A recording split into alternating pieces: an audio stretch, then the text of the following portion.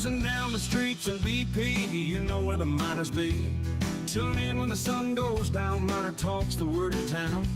From the Sun Bowl to the lights, we're talking football every night. Win or lose, we're standing tall, El Paso's pride, we sing it on. Miner Talk, we're keeping it real. Every play, every drill, from the field to the mic, we're all in, ready to strike. El Paso nights, the stars so bright.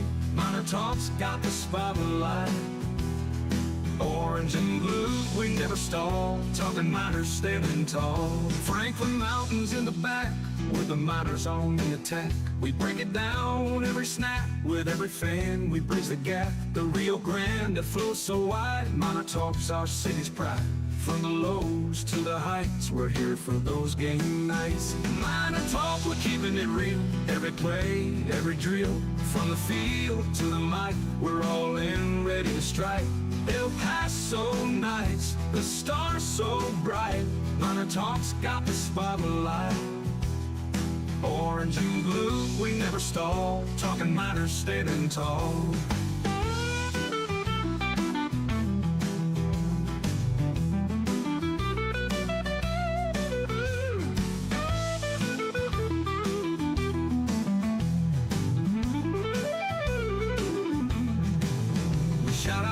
The Miner crowd, every voice we make it proud.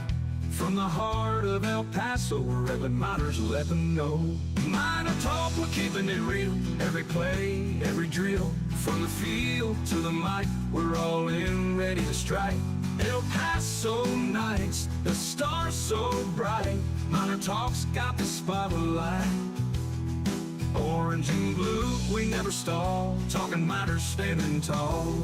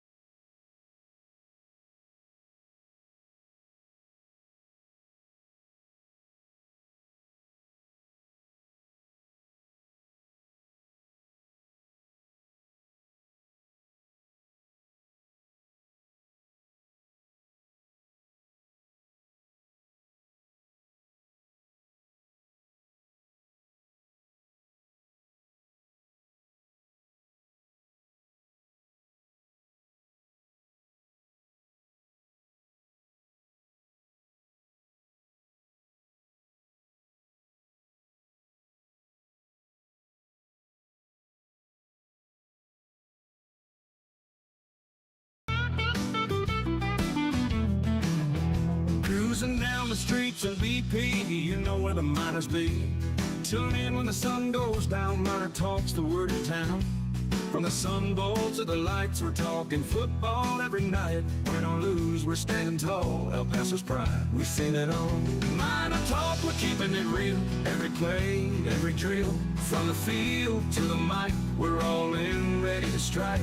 El Paso nights, the stars so bright. MinerTalk's got the spotlight. Orange and blue, we never stall. Talking miners standing tall. Franklin Mountains in the back, with the miners on the attack. We break it down every snap. With every fan, we bridge the gap. The Rio Grande that flows so wide. MinerTalk's our city's pride. From the lows to the heights, we're here for those game nights. MinerTalk, we're keeping it real. Every play, every drill, from the field to the mic, we're all in, ready to strike. El Paso nights, the stars so bright. MinerTalk's got the spotlight. Orange and blue, we never stall. Talking miners standing tall.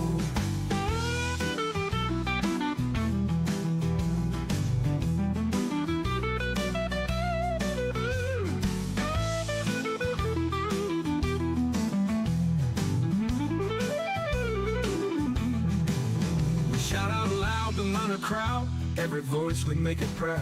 From the heart of El Paso, wherever miners let them know. MinerTalk, we're keeping it real. Every play, every drill, from the field to the mic, we're all in, ready to strike. El Paso nights, the stars so bright. MinerTalk's got the spotlight. Orange and blue, we never stall. Talking miners standing tall.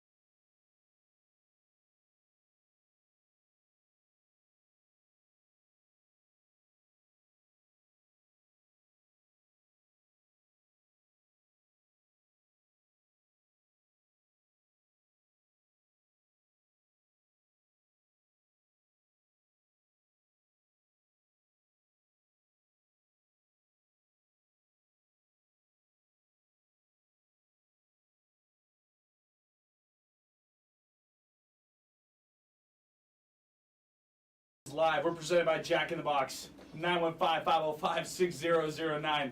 Gonna be a crazy show today. Where do we even begin? Miners fall. La Tech wins this one, 30-11. In the house with Sal Montes. We are live on Inspo Lens. Check us out YouTube. Check us out Twitter and X. Check us out wherever you're listening to us right now. MinerTalk will be on demand as well. I'm Adrian Broaddus. Jay's Team Money, Jason Tafoya is in the house as well. We are live. We are ready for another edition of MinerTalk. Let's rip right into it. Miners are 1-4 overall. The first half ended in a 7-0 score. It felt like 21-0. It felt like La Tech left a lot of points on the board, and the Miners had a blocked field goal right before the end of the first half, and then UTEP went down 10-0 in the third quarter. A minute left in the third quarter. They go down 10-0. Okay. Miners get a Tanner Croggan field goal at the 14-minute mark of the fourth quarter. They're down 10-3. And take away all the turnovers. Take away everything that happened in the first half and all the way up to the second half leading into the fourth quarter. Because there was a lot of bad football. UTEP's defense showed up in this game. All the way into this one. They showed up in a big way. Shout out to that UTEP defense. UTEP had the ball driving around the La Tech 40-yard line, with a chance to tie the game, maybe even take the lead at some point late in the fourth quarter. As bad as this game was, and Malachi Nelson has a miscommunication with his wide receiver Trevon Tate and throws an interception that is taken back to the house for a touchdown. Louisiana Tech's defense has allowed 7 touchdowns on the year, and they have 5 touchdowns on defense themselves. They took a pick all the way back for a touchdown, and at a time where you could not throw an interception, at a time where you could not afford any sort of turnover or anything like that, they throw an interception for that's taken back to the house for a touchdown. And after that, you get kicked in the gut again with another touchdown for Louisiana Tech. Miners get a touchdown in garbage time, whatever. I'm just rolling my eyes on that one. And UTEP's 1-4. This score was 30-11. La Tech wins it, kills UTEP on homecoming night in front of 13,000. Didn't look like 13,000. Looked like fewer fans than that. Miners are 1-4 overall. UTEP is a bad team with a good defense, I think, at this point into the year. They don't have an identity on offense. They ran the ball a little bit better than they did against Louisiana Monroe, which is something I guess you can build on in the future. But this is a team, and look, I didn't drink the Kool-Aid before the season started. I really didn't. I think that when you have 40 newcomers in a new program, when you have a new quarterback thrown into the system who's never played college football ever in his life at the D1 level, has never done this before, where he's played in a starting role and asked to do a lot. I mean, think about it. Cam Thomas out for the year. Kenny Odom barely back in the mix this week at the wide receiver position. Those are the 2 all-conference guys they had at the skill position players coming back from last year. And they rely so heavily on Malachi Nelson to bail them out of situations, and I just don't think he's there yet, like in his development. Think what you want about him. I mean, you can get high about him and get excited after that Tennessee Martin game and think that he could do that game in, game out. Last game against Louisiana Monroe, throws for over 400 yards, has those 2 late interceptions that were costly. This game, 4 interceptions, one of them being an interception for a touchdown. Malachi Nelson's stat line, his final one, 17 of 37, 4 interceptions, 71 passing yards. Unacceptable. Just simply unacceptable. This offense has proven that it's not ready yet. It is just not there yet. This is a bad conference, a bad CUSA, so I'm not trying to say that they're not going to get to more wins just yet. Although maybe I am, Sal. Maybe that's where we start today's show and question how far this team can actually go this year, because I picked them 4-8 when it's all said and done. We can reel off the schedule. We'll do so later on in the program here on MinerTalk. But your instant reactions to this gut punch of a loss here today?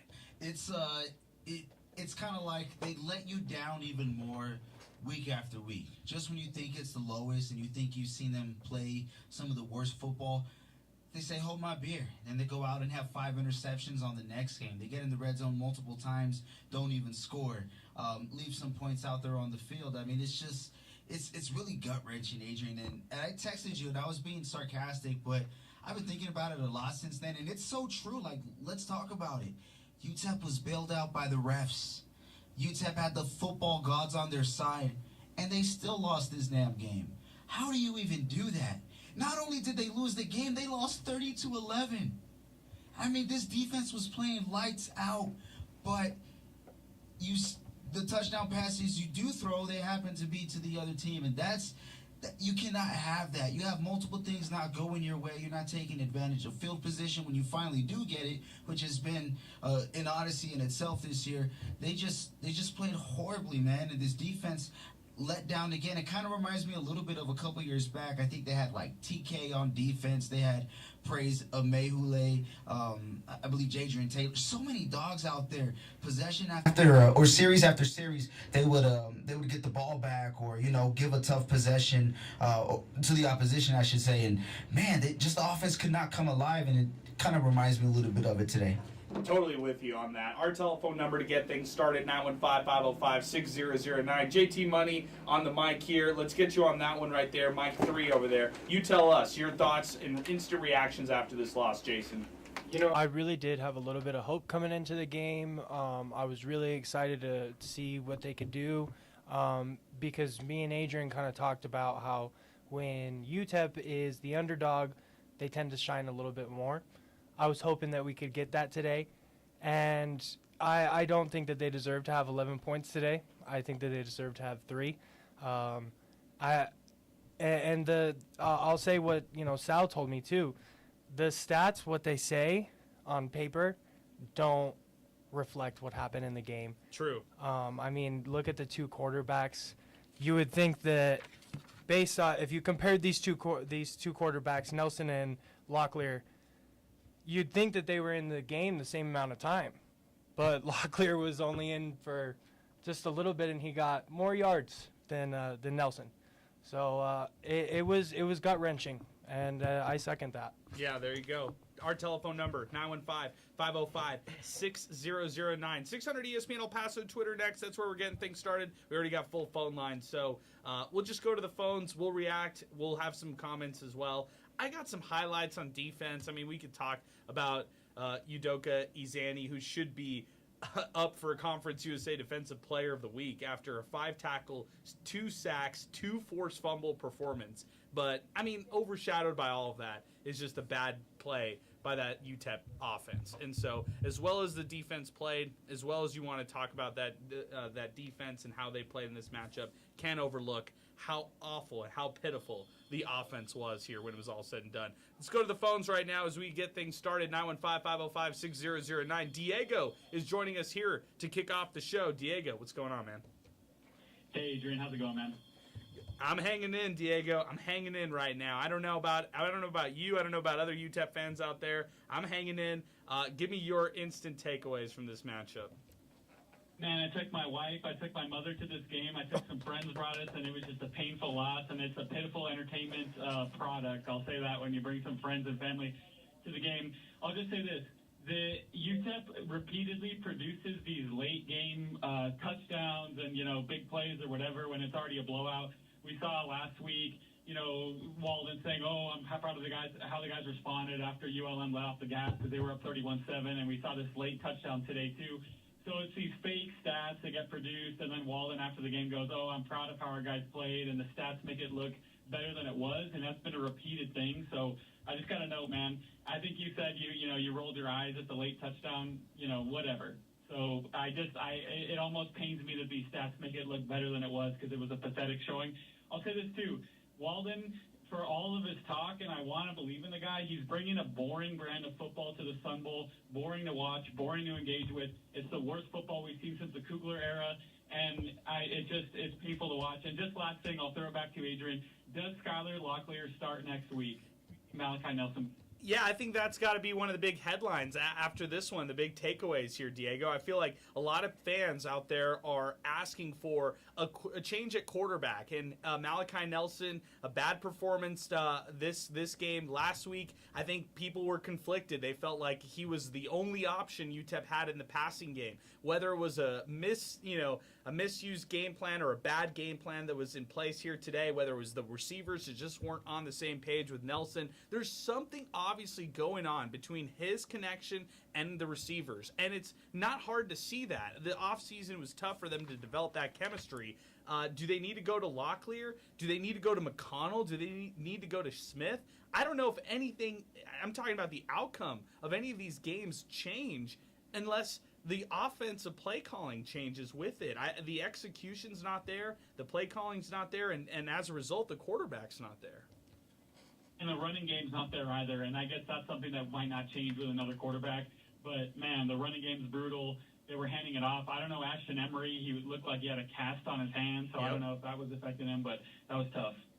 Real tough, man. I appreciate you, Diego. Thank you for weighing in. Thanks for getting things started here on MinerTalk. Great call. Great way to get things started here on the program today. Let's move along. 915-505-6009. I think a lot of fans are going to feel the same way. Seeing a lot of comments on social media, seeing a lot of live comments as well about Skylar Locklear versus Malachi Nelson. Seeing a lot of people even chime in about Shea Smith, about Cade McConnell, about a different answer at that quarterback position. Let's go to Mondo the Monster Medina. He is now live with us here on the program as we continue and just getting things started. We just freed up a phone line, 915-505-6009. Louisiana Tech defeats UTEP 30-11. Our show is presented by Jack in the Box, thinking way outside the box and open 24/7 because cravings don't have a curfew. Over with Jack in the Box. We're also brought to you by Boomy Dental, Thomas Adams Apparel, New Start Homes, and our great friends over at the District Pub and Kitchen West. Going over to the phone lines right now, Mondo the Monster Medina is back with us,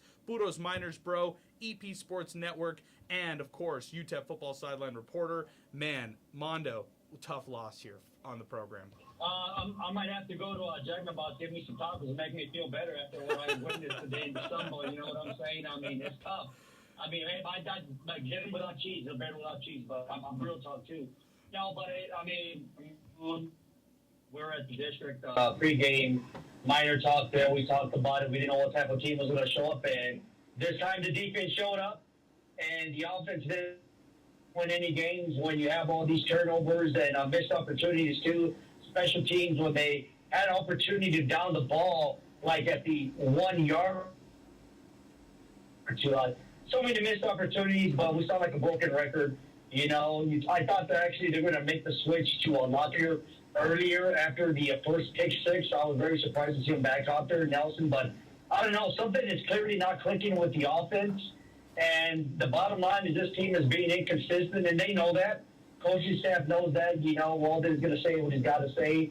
And like I said, they put in Locklear, and he did a tremendous drive. But then he throws a pick six. It is what it is, you know. I mean, it was a very bad outing for the UTEP Miner offense. Like I said, I thought the defense played pretty good, considering that they had a high-powered running check did on La Tech. I don't know, man. You tell me what you saw, because it was not pretty what we saw tonight here at the Sun Bowl. And I just don't know what team's going to show up. Like, 1 week it's the offense, 1 week it's the defense, 1 week the other one doesn't, and the other one doesn't. The bottom line is they got to do something trying to put this together, because right now none of us are seeing it, guys.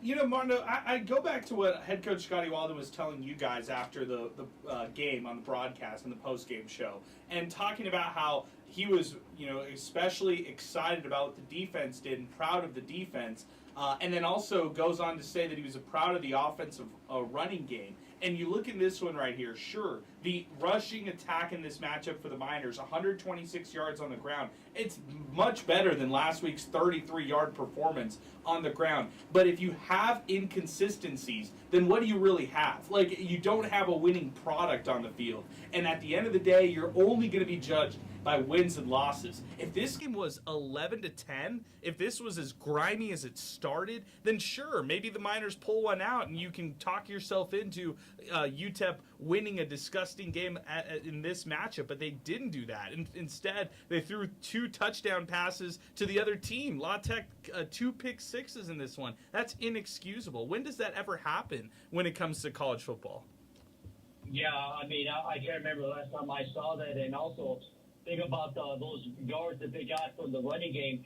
Really didn't happen until they put Taylor in there, and I think it was like midway in the third quarter where they had a decent drive, and it was most of the yards that Taylor got. And then eventually that was the spark, because when that drive started, AP, Aaron Price saying that the Miners need some type of spark. Well, Taylor at the running back spot was that spark. And yeah, they're just very inconsistent right now. And I mean, I'm kind of at a loss for words, because I don't know what the answer is going to be for this team. Like, a lot of people are going to say, you guys talked about it, who's going to be the quarterback next week or a week and a half, because it's a Wednesday game. I don't know if Lockett's kind of the answer.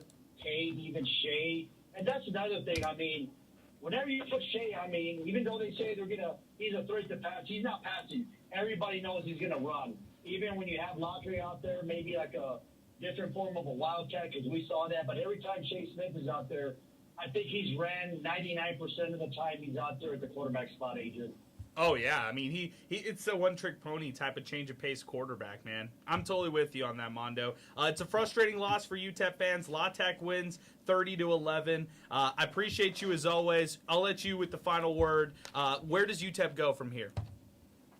I think UTEP is going to have to go back to the drawing board and do something offensively, because that's the one thing they need to fix, because I think the defense just had a bad outing 2 weeks ago. They kind of got back into stride. I mean, whenever you force 4 turnovers, you usually win that game, you know? So, I mean, defensively, I do agree with Coach Walden. They played pretty good considering the offense that La Tech had, but offensively, obviously, was not clicking at all.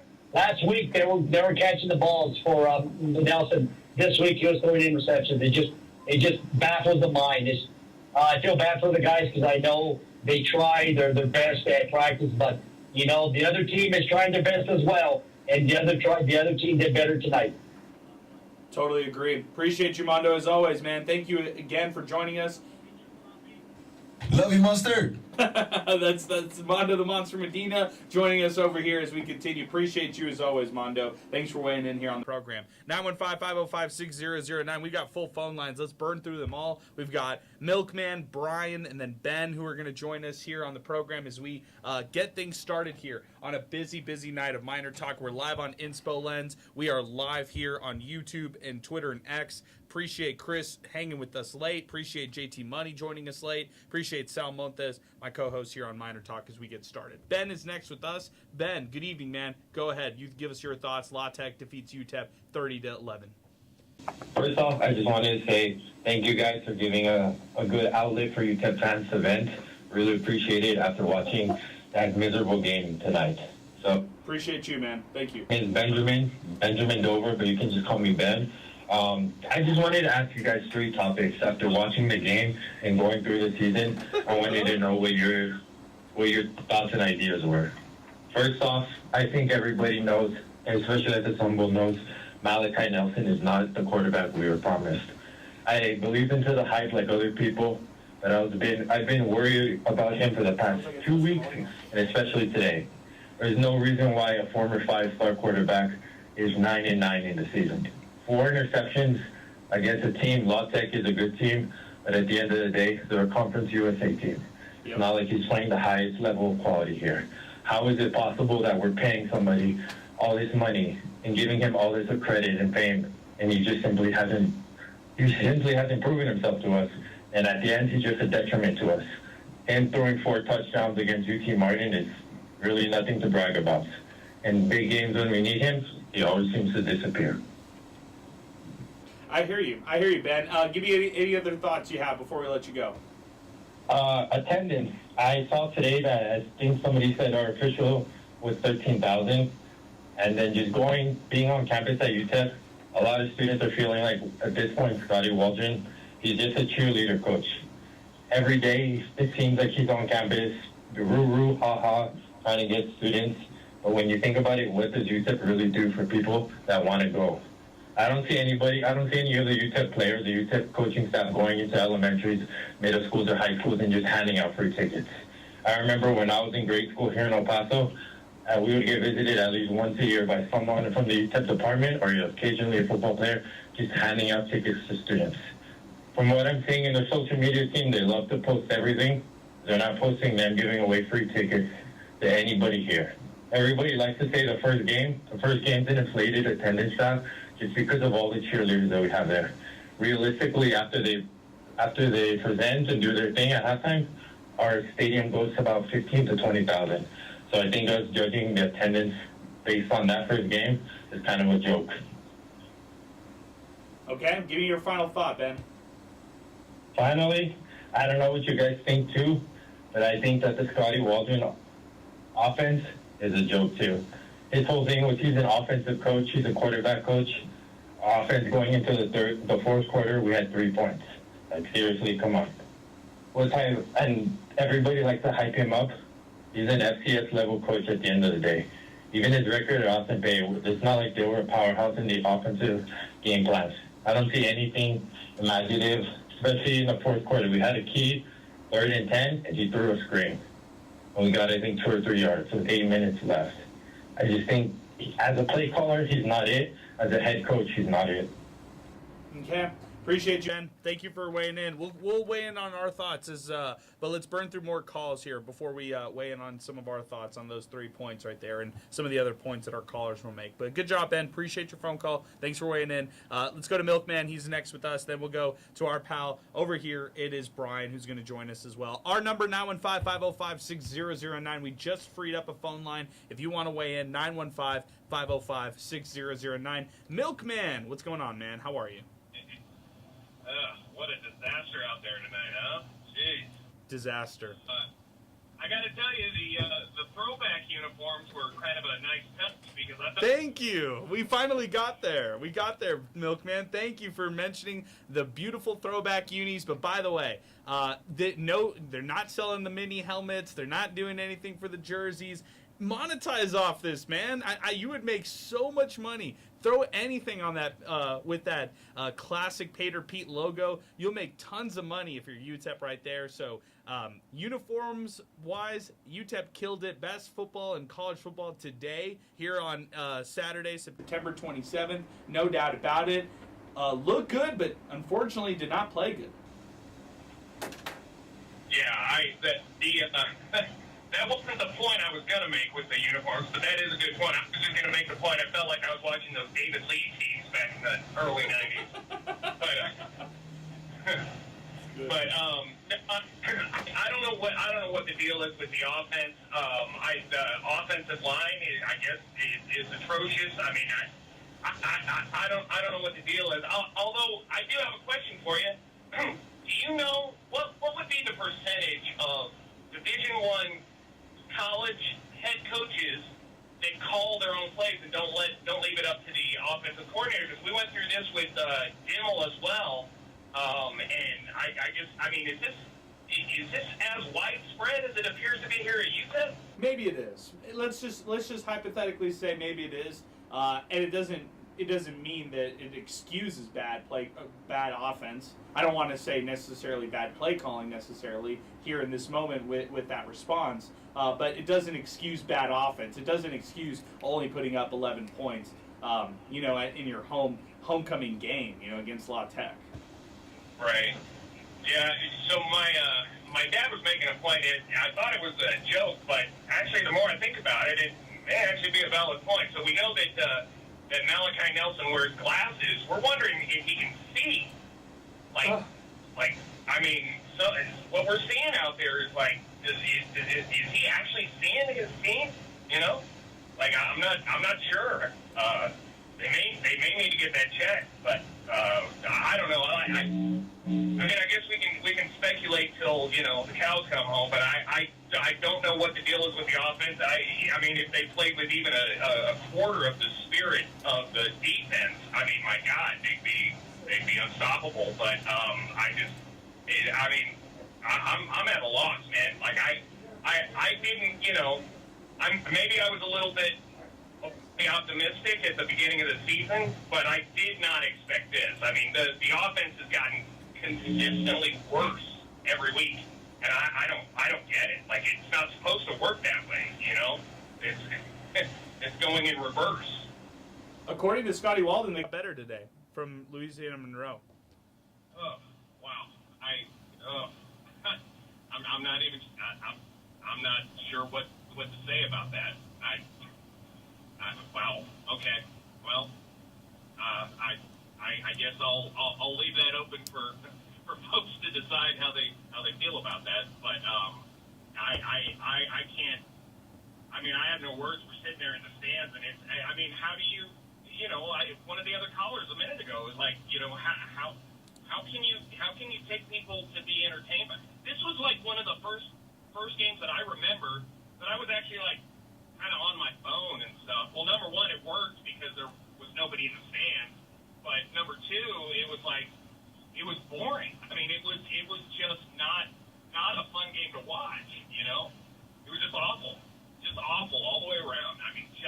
Just atrocious. Yeah, and I'm at a loss, and I'm at a loss like you, Milkman. I thought it was pretty boring as well at different times. Wasn't as high-flying. Even on La Tech's side, UTEP stuffed them so many different times defensively that it got a little exhausting.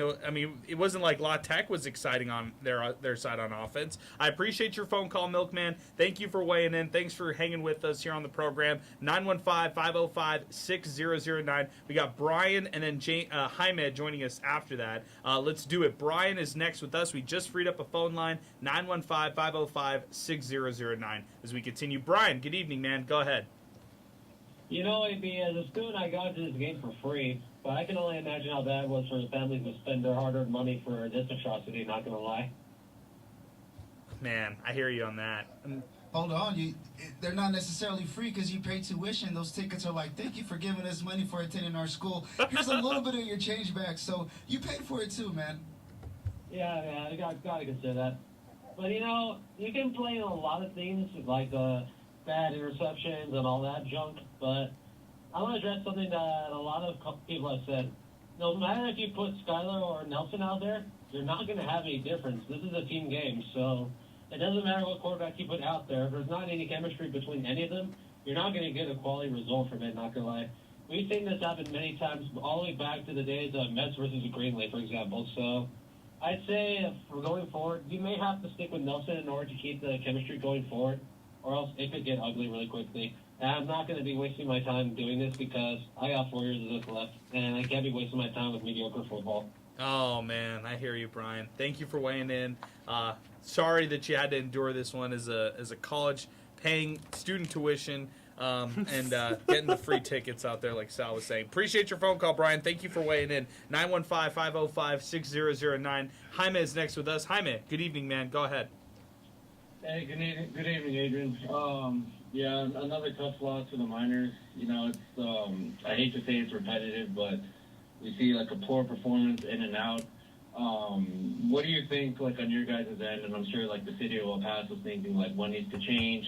This is something that's been going on for the UTEP team, struggling for like the past 10 years, going back all the way to the Kugler era with Coach Demo, and then now with Coach Walden. I mentioned, what was that? I heard Andy mentioning on the broadcast station that the La Tech's head coach previously gave up play calling responsibilities. Do you think that's something Walden needs to do going forward?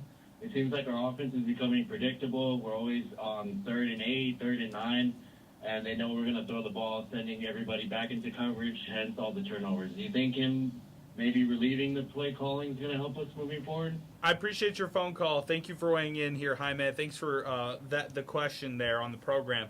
The question is, do you think Scotty Walden relinquishing play calling will make the team better? My answer to that, emphatically, is no, because they didn't hire another play caller. Mark Hall is not a play caller.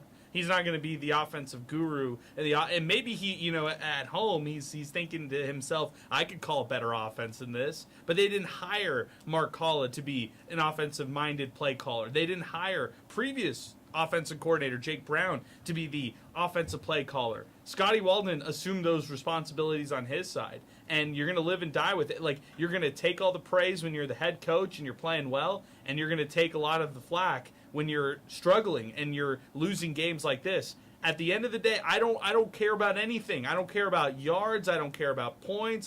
I care about wins and losses. I care about how this team looks on the record books, how they look when it's all said and done for wins and losses. And right now they are 1-4, which is telling me that things are not going the way that they wanted it to go. And I can't say that I'm too surprised. Like, I know a lot of people drank the Kool-Aid over the offseason, and I get it. Like, there's a lot to be excited about. You had the top overall recruiting class. You had a lot of excitement and buzz with a 5-star prospect and quarterback in Malachi Nelson, who bounced around a couple different schools before landing at UTEP ultimately. You had a lot of these younger players, freshmen, sophomores, whatever, hit the transfer portal and join UTEP, come out of here fresh out of high school, join the Miners, and UTEP #1 recruiting class across Conference USA. Things that, no other coach did before, right, where they had high-level recruiting classes.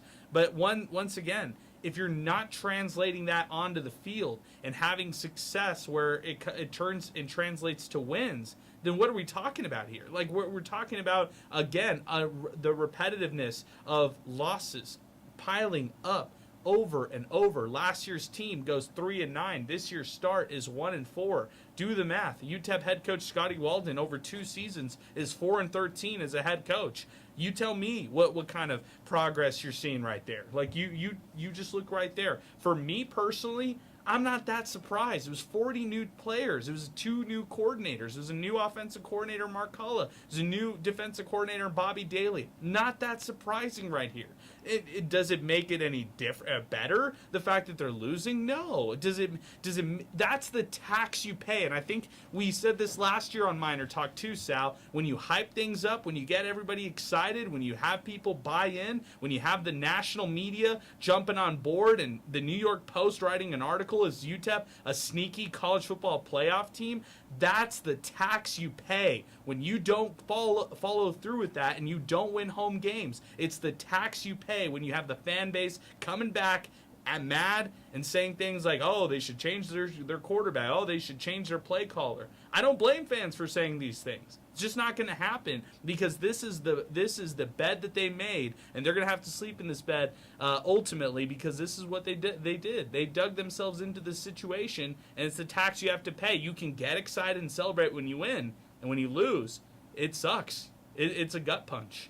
I think all the hype and stuff, in general, for any school anywhere in the country, like, it's good to have that because now there's extra attention on what you want to do. Now, what you do with that is completely up to you. UTEP has not been able to live up to it recently. Like, I don't want to say it's an exact parallel because even then they haven't been able to get the better of them. But like with North Texas, they're 5-0 right now, or at least we're 4-0 going into the game recently. And yeah, forget North Texas, Sal. How about New Mexico? New Mexico, first-year head coach. Right there, right down the road too, and they got to win over New Mexico State, a team that's supposed to be. They're 3-1. They sold out their stadium. In your equal pool, like, and a team that they should be going up against next year too.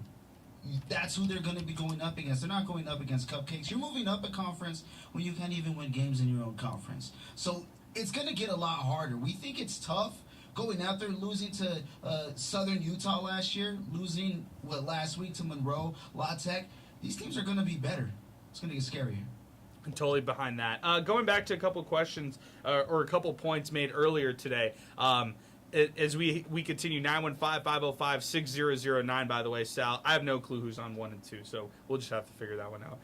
But we will, you look at, or you hear some of the comments from some of our early callers here. I think this was, this one was from earlier. I think it was from Ben, who had made some of the points. Malachi, he said, quote, the detriment to the team right now. I would say, and then Brian said, hey, you don't switch a quarterback because that could be detrimental to your team too. Do you make a quarterback change and kind of move on from a quarterback like that? I mean, Sal, you put a lot of money and a lot of stock into that quarterback right there, into moving him over from a 5-star prospect in the transfer portal from Boise State to UTEP. I feel like they're going to just live and die with this decision, no matter how bad or good it could end up being. So you're telling me that no matter the way that a player performs, they're never going to stray away because of the loyalty that they have, assuming the player's healthy. So that's what I'm getting from this. The player's there for a reason. You're their guy no matter what, and you're not going to make that switch. Who made the field goal today? Tanner Croghan. There it goes. After who missed the field goal? Carlos Ardiola. So I don't get it. Maybe it's because the quarterback, is always going to be, the front and center of every program. I get that.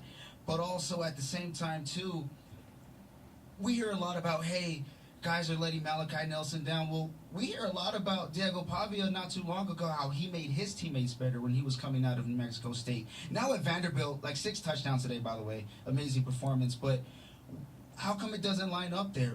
We don't see these guys having outlandish games or amazing games, maybe here or there, but I want to see it against somebody who's not Tennessee Martin. I'm with you. I mean, give me some substance with a win right there. Give me some quality when it comes to a win right there. So I'm with you completely there, Sal. I want to give a big shout out to Boomy Dental. Rooted in El Paso, Boomy Dental is inspired by you. They're your family dentistry with no long wait times, easy bookings, and flexible rescheduling. Hey, we know life happens, so they help you out whenever you need to reschedule. New patients get 30% off their treatment, plus they can take advantage of x-rays and an exam for just $99. Mention El Paso Roots when you give them a call at 915-591-2525. That's 915-591-2525. Visit boomydental.com. Stop by 1612 Lee Trevino, and big shout out to Boomy Dental being a great sponsor of us here on MinerTalk as we continue. Our telephone number 915-505-6009. Before we get to Eddie Morelos, the mayor, our pal from Las Cruces, he's going to join us here in just a little bit. Before we get to him, I just want to throw a wild take at you that I've been kind of testing this one right here in the last couple days, Sal, and I think it's like it was like, kind of getting hot a little bit, sizzling, and now I feel good. Like I'm ready to throw it in the pan, take it out of the pan rare, and I'm ready for this take to throw your way. Okay, Sal? I believe Malachi Nelson can still level up after this year and become a Power 4 quarterback in a transfer portal. Okay? As crazy as that sounds. I think if you were somebody who is Malachi Nelson's friend, and if you were having a real conversation with Malachi, and you were talking to him about this team, you would say, man, your team is terrible. You don't have anybody to throw to. Your offense is not built around what your strengths are, and you're actually better off and better served with a better play caller. So I would think that if things broke the right way for somebody like Malachi Nelson over the offseason, he could level up to a Power 4 school next year as a redshirt junior and still have 2 years of eligibility and find his way into another starting role in another job. Okay? So that's one side. That's the Malachi Nelson camp. Now let's take the UTEP camp. They can go into the transfer portal no matter what happens the rest of the season. If they go 1-10 or 1-11, or if they win 4 games and they go 4-8, or if somehow they miraculously turn their season around and win 5 games or something like that, right? If regardless of them, UTEP can go into every D1 Power 4 bounce back quarterback's living room, sit down, look that guy in the eye, and say, "Hey, we will give you an opportunity. Things didn't work out for you in the past, but things can work out here at UTEP. And even though we haven't had success, you're the guy to give us that success. And even though we can't guarantee you a starting role, you'll go into the offseason maybe battling against Chad Warner, maybe battling against Chase Smith, and this is a good opportunity for you to take the reins for a program that is starving for a winner." So what I'm telling you, Sal, is that the quarterback room, regardless of whatever happens this year, is going to probably be better served next year in 2026 than it is here in 2025. The question that I have to you is, will anybody have the patience to go through another carousel of what this could look like, of swapping new quarterbacks or looking at new quarterbacks or another quarterback competition and stuff like that? Will fans have the patience to buy into all those things right there? I'm going to say yes. Because they haven't jumped ship already. I mean, piece by piece, some are jumping off, don't get me wrong, but, I mean, I don't know how, and we talked about this, I can't remember which MinerTalk episode, but somehow, some way, UTEP Athletics just finds ways to reel fans back in. They were pissed after the Monroe game. Here's these beautiful white helmets with these cool orange jerseys. UTEP could go winless the rest of the season, which is we'll talk about that later. But they're joining the Mountain West next year. Old rivalries renewed. So much fun, new stuff. Finally back in the conference they should geographically be in. Somehow they just buy this extra time, so that's a lot of time to get something right. From here until then, assuming that these battles are as close as they say. Yeah, I'm just thinking to myself that I think they're going to be better off. Like, both parties will be better off in the offseason, regardless. Like, I truly believe no matter there's a play caller right now who's watching that UTEP game, who's maybe with a Power Force, maybe in another school, whatever, who's talking themselves into the tools and the physical attributes that Malachi Nelson brings. Okay? Whatever you want to think about him as a quarterback, there are people out there who think highly of him still for his physical traits and physical gifts. Couple tweets real quick. Some guy, Chris, says Scotty still doesn't know how to call plays. Hashtag MinerTalk. Also, checking into the program is please win at Miner Joe. Quit crying. There's 50,000 seats at your disposal to sit around. There you go. A lot of fans chiming in on the attendance so far here. Diego Mendoza chimes in. Walden is proud of getting blown out for a second consecutive week at home. What are we talking about? Let's go back to the phones. Eddie Morelos is back with us. 915-505-6009. If you got any thoughts to weigh in on the program, now is the time to do so. La Tech defeats UTEP 30-11. We're presented by Jack in the Box. Eddie, good evening, man. What's going on? To your little scenario there, I'm going to disagree and say got to keep Nelson around if he's got 2 more years. But how? Eddie, really quick, pausing that one. How?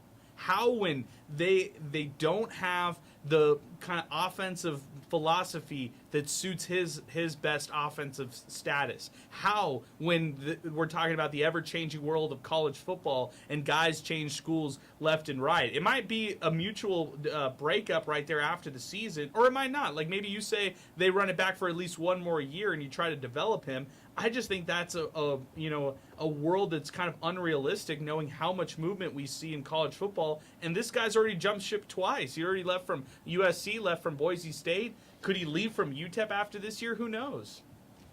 Well, that's how you make the switch at the play caller. Multiple people have said it time and time just on this show tonight. That's the problem. That's the way I'm seeing it, is the play calling and the play caller. That's for I can't say anything else. Like Milkman was just stunned at the comment that Walden said after the game that his offense improved, and I'm with him. I'm stunned to hear him say that, because I know what I was watching, and there was multiple times where there was decisions made, and I looked at the guy next to me that I was working with, and we couldn't say anything to each other because we didn't know why those decisions were being made. And I just don't think that Malachi Nelson has been developed enough to be that 5-star that he once was. He doesn't have enough experience yet. But if he can get through and grind through this year, he'll pick up that experience, and I can see him improving greatly in the offseason to do something well next year. Yeah, with another team, possibly.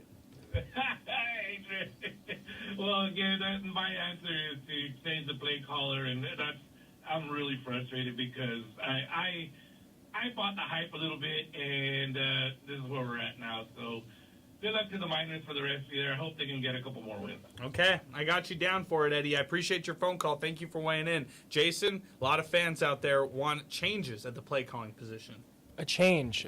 Okay, something that I can think of, and this might be crazy, but, and Adrian, you're right, it's pretty easy to reel the fans back in, but I want UTEP to realize a day in their athletics that they get creative with their transfer portal.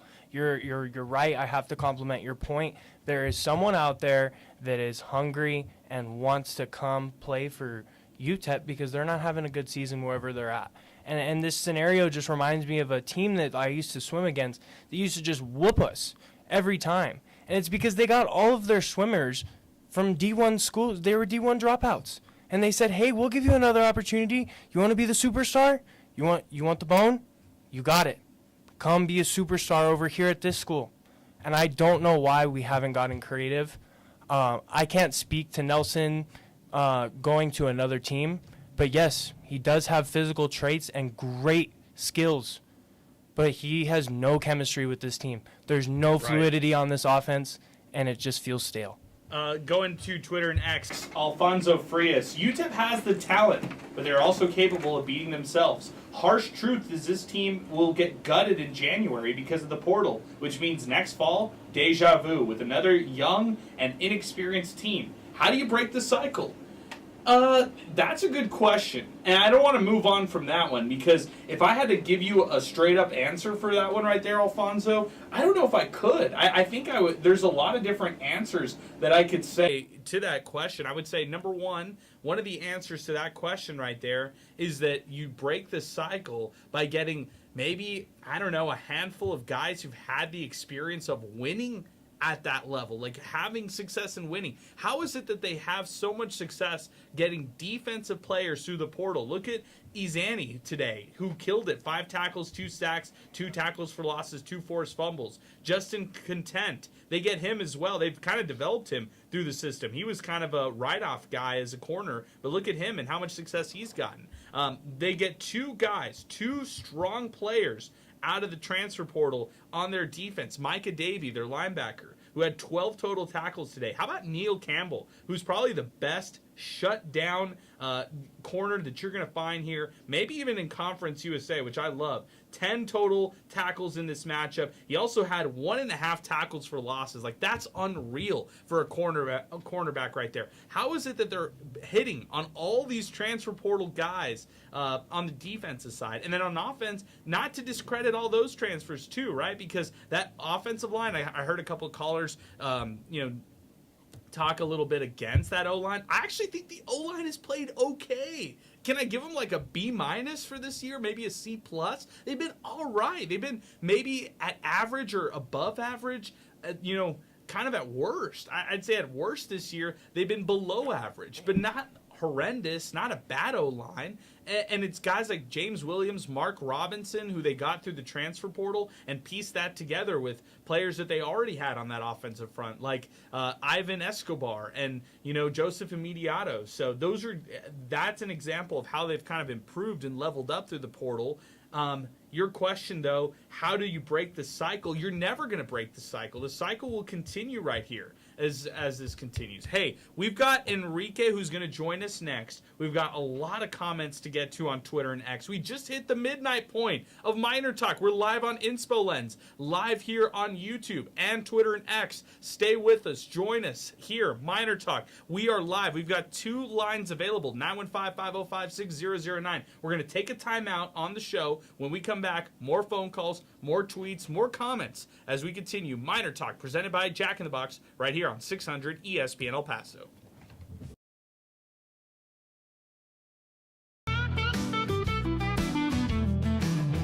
Cruising down the streets of BP, you know where the miners be. Tune in when the sun goes down, Miner Talk's the word in town. From the Sun Bowl to the lights, we're talking football every night. Win or lose, we're standing tall. El Paso's pride, we've seen it all. Miner Talk, we're keeping it real. Every play, every drill. From the field to the mic, we're all in, ready to strike. El Paso nights, the stars so bright. Miner Talk's got the spotlight. Orange and blue, we never stall. Talking miners standing tall. Franklin Mountains in the back, with the miners on the attack. We break it down every snap. With every fan, we bridge the gap. The Rio Grande that flows so wide. Miner Talk's our city's pride. From the lows to the heights, we're here for those game nights. Miner Talk, we're keeping it real. Every play, every drill. From the field to the mic, we're all in, ready to strike. El Paso nights, the stars so bright. Miner Talk's got the spotlight. Orange and blue, we never stall. Talking miners standing tall.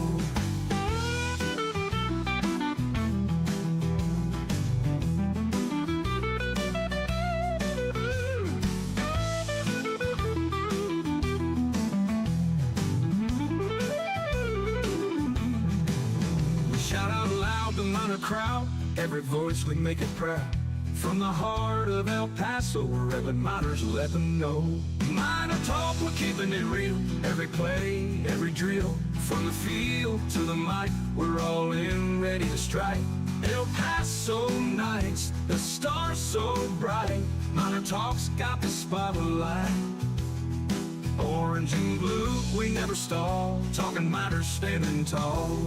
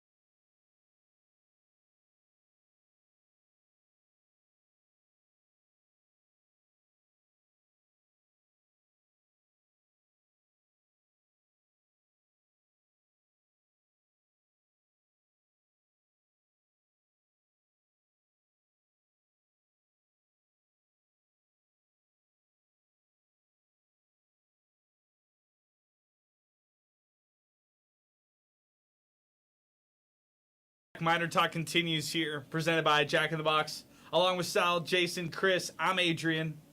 La Tech defeats UTEP 30-11. We're taking phone calls. We're taking comments. 915-505-6009. Enrique is going to join us first, and then we'll get to George here in just a moment.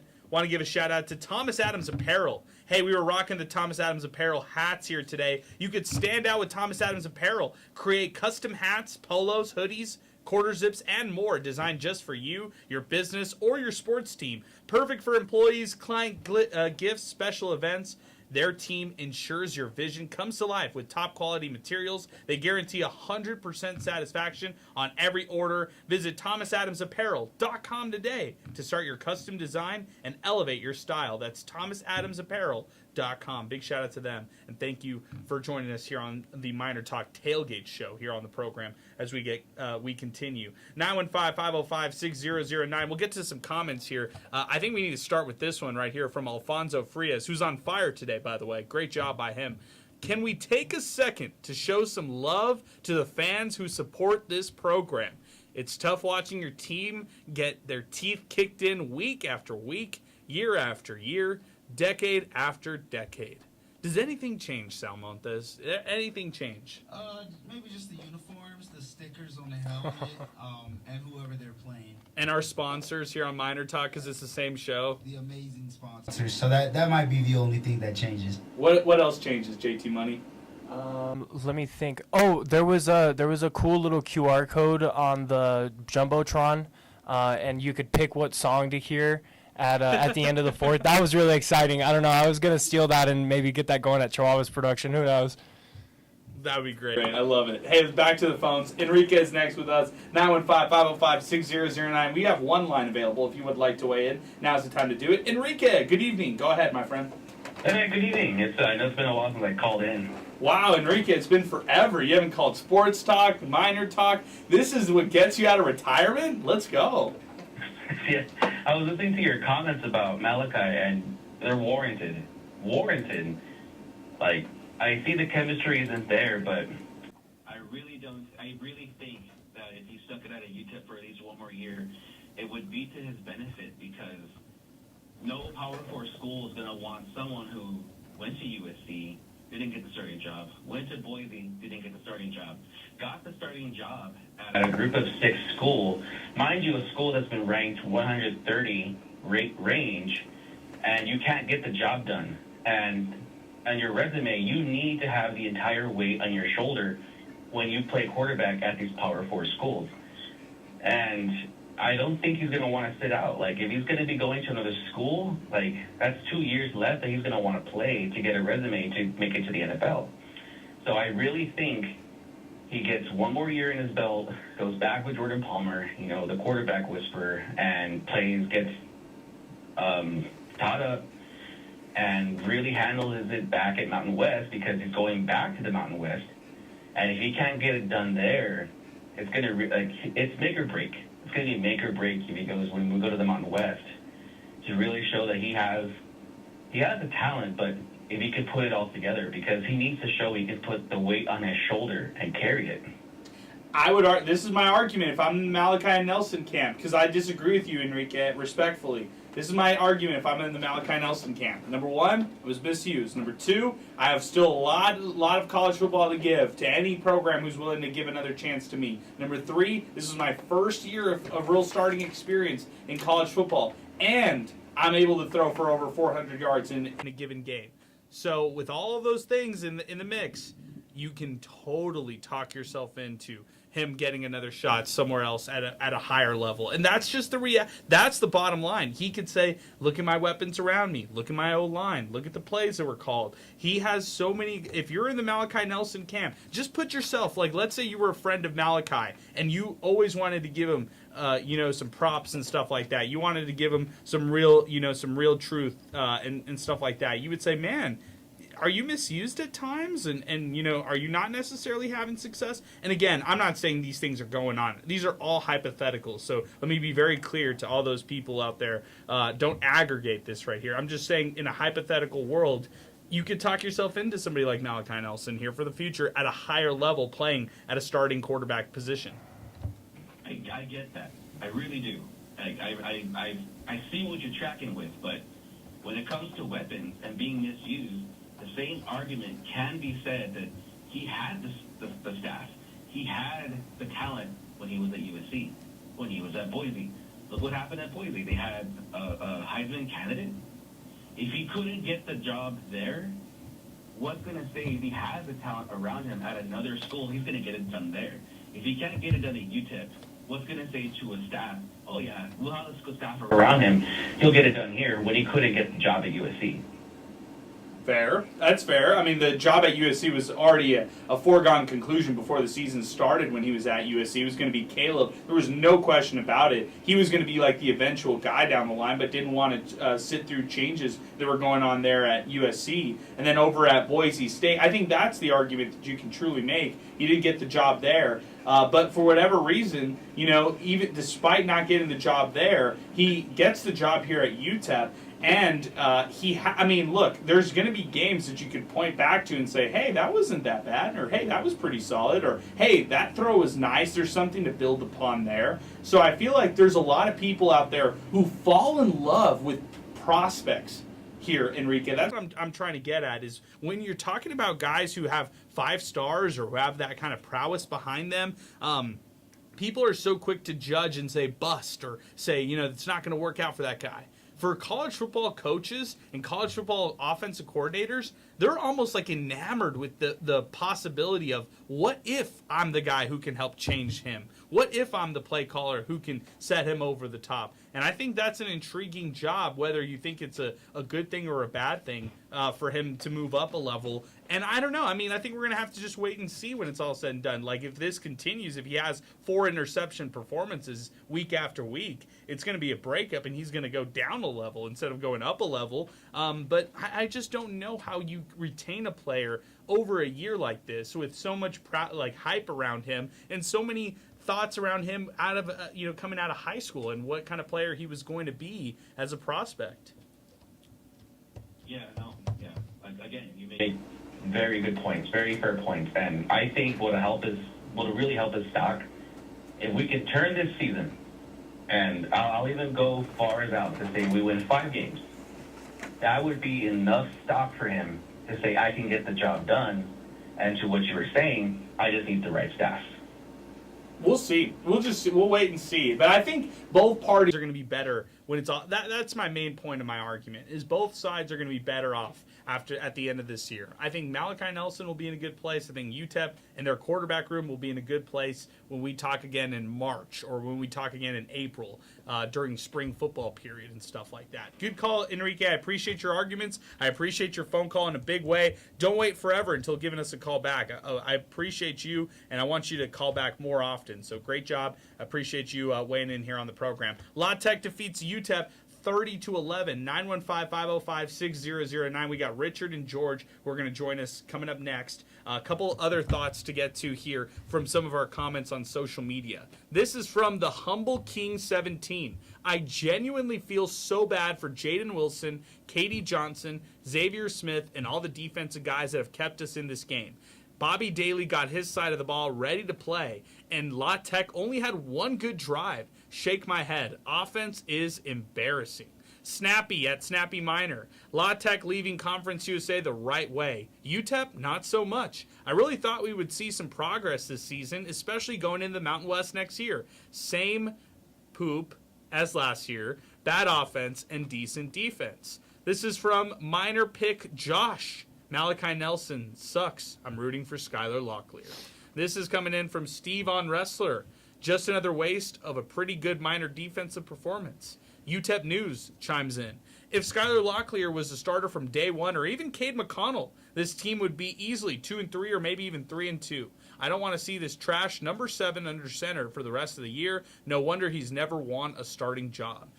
Augustine, hopefully, actually, let's go to UTEP Mineto. Quarterback change is a must. Hashtag MinerTalk. This is coming in from Please Win at Miner Joe. So when do the number 1 recruiting class in Conference USA start producing wins? Hashtag asking for a friend. This is from Delusional Cade McConnell fan.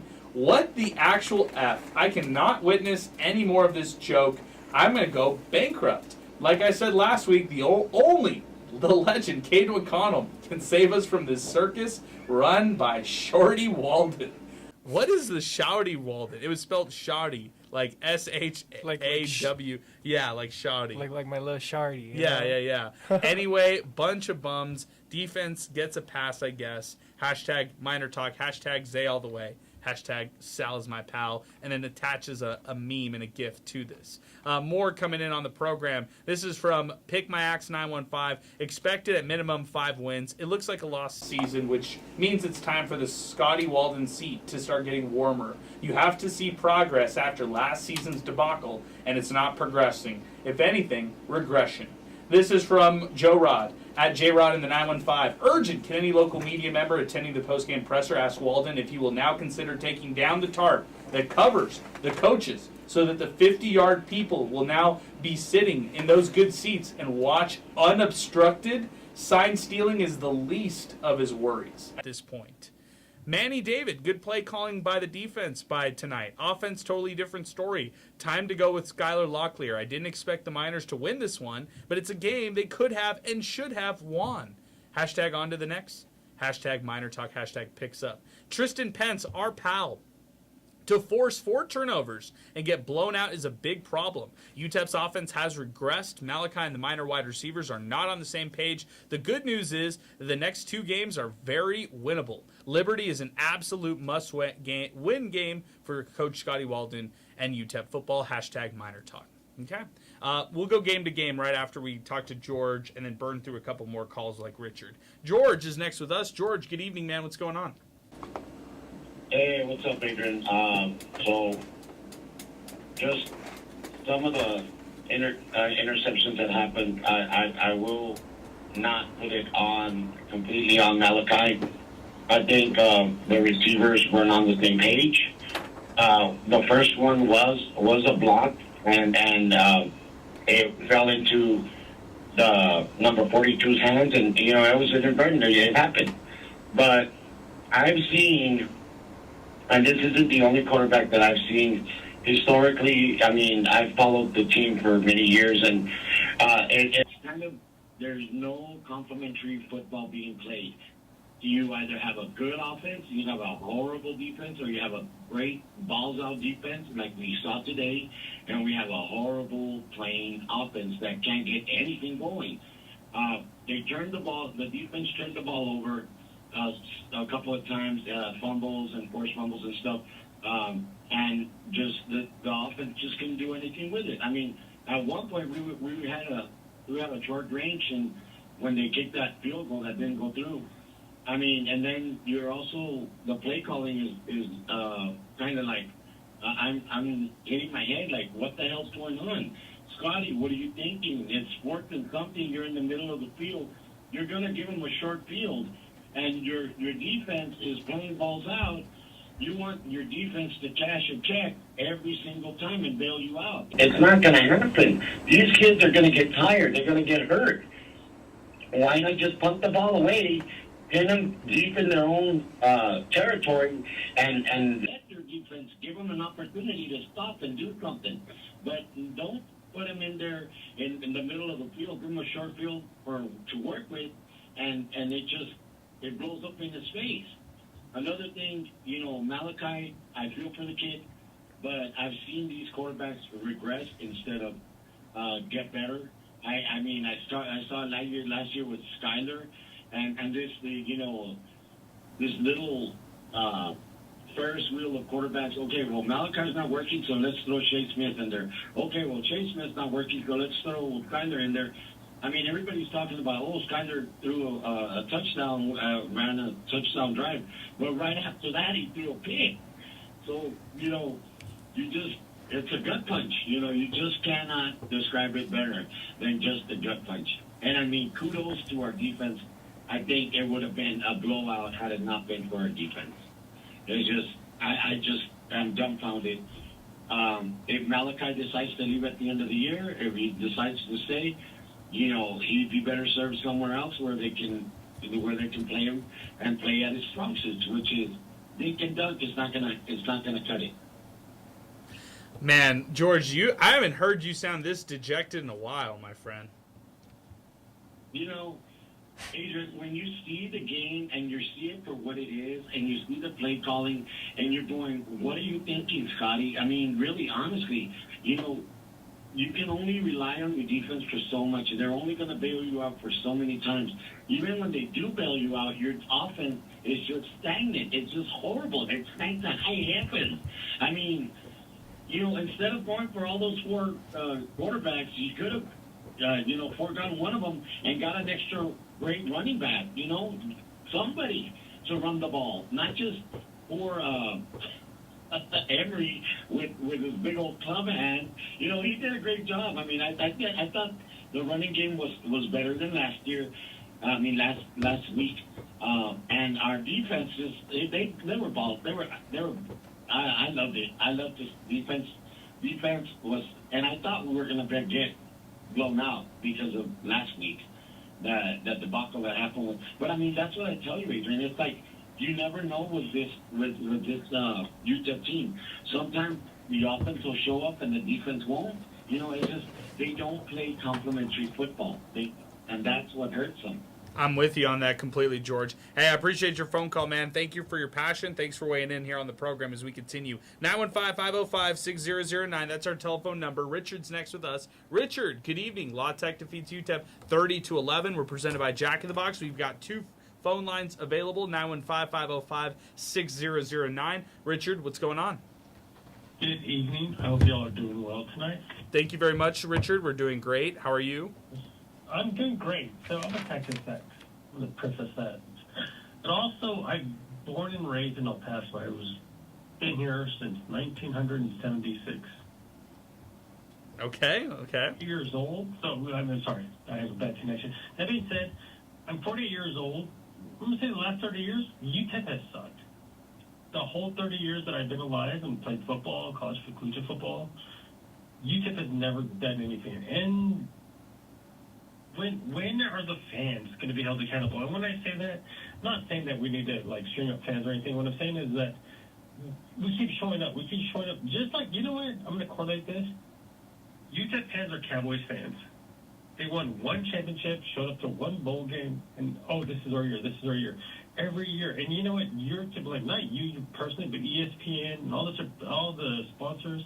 Every year, this is El Paso's year. Let me tell you, this is how far I go back. Do you remember when UTEP had the ad with the dogs going crazy and barking? I have no clue what you're talking about, but that's awesome.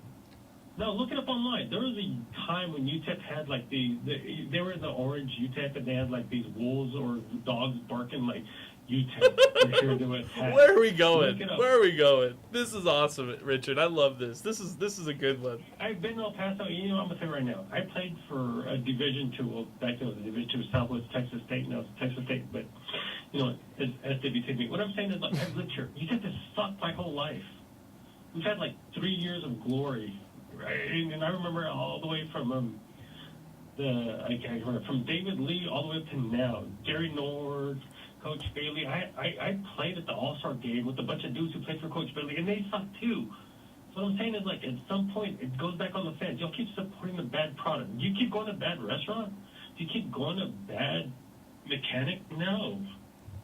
You know, and I understand there's only 12,000 people here, but no, sure. You know, and this is excuse me, but I'm a Cowboys fan, and I'm telling the same thing to Cowboys fans. Don't show up to the stadium.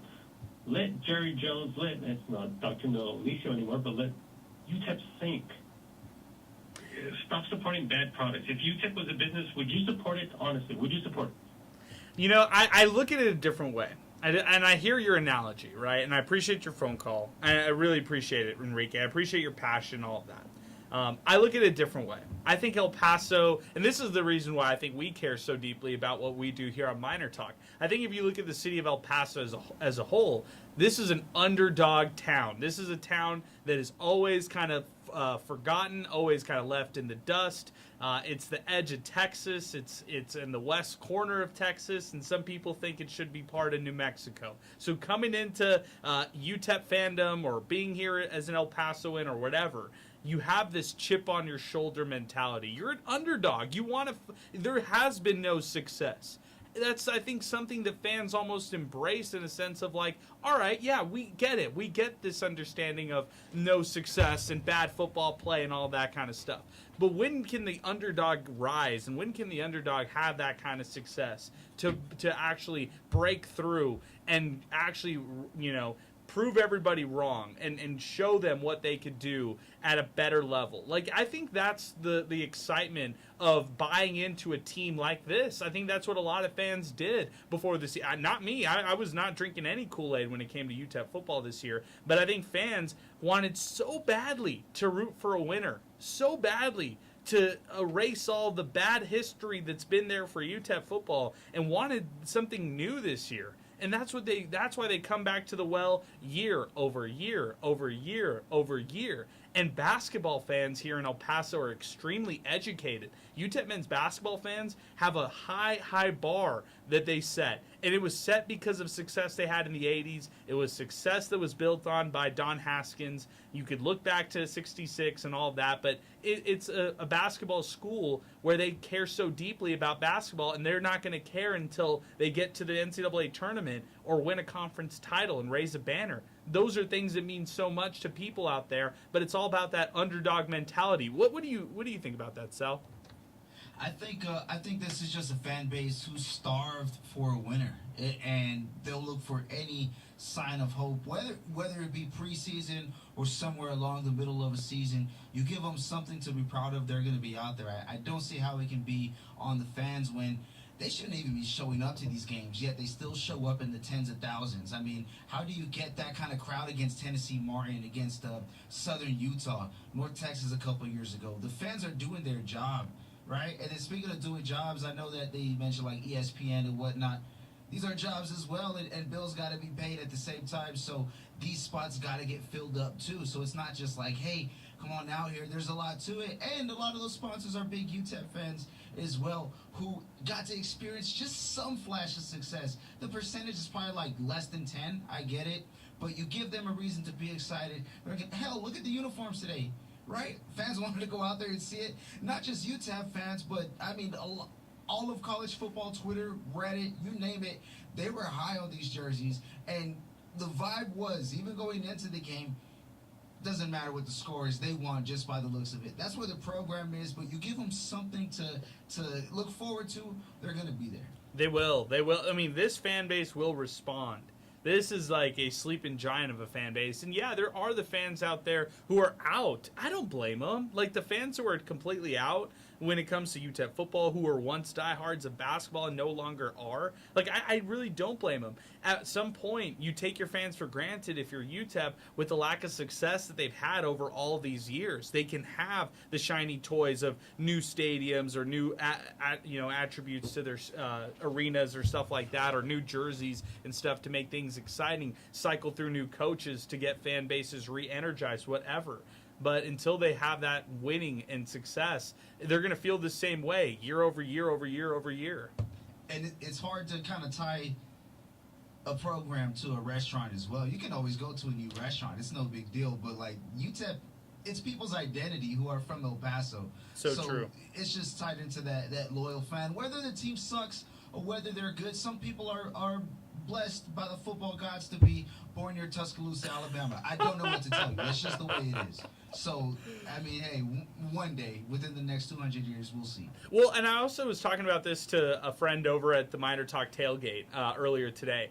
Kids are growing up nowadays with their phones, iPads, TVs, access to all 134 FBS schools. They can watch any school out there. If you want a fan out there who's downloading College Football 26, they could be a fan in El Paso of Tulane and grow up a fan of Tulane year over year over year over year. So don't take the fans who've been with this program for the last 20 years, 30 years, 40 years, 50 years, 60 years, whatever, for granted, because that fan base has been loyal to a sense. And you know, there are fair weather fans in El Paso. There's those fans who are only going to jump on board when this team is winning, and once they lose, they're going to kick them while they're down.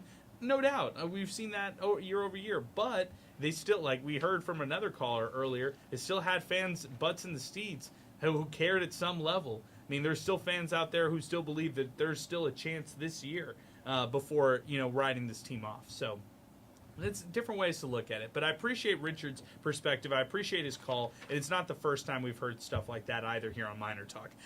This is coming in from Hedersum.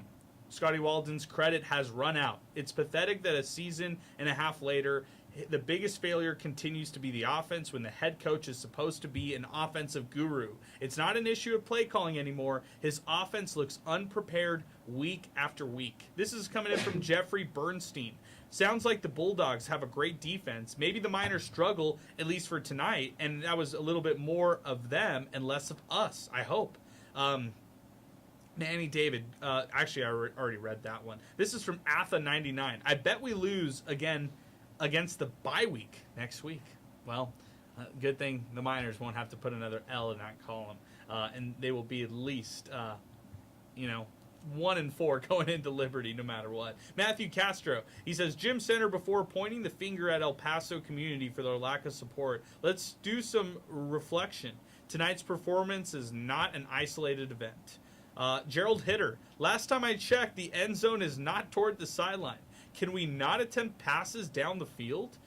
Pick my axe 915. Your sales pitches are starting to fall on deaf ears, Scotty Walden. You have to show it in reality, not in fantasy. Jimbo Torres, have someone else call plays. David Corral, levels of pain, and then he shows the Miner fan. This is from Atha99.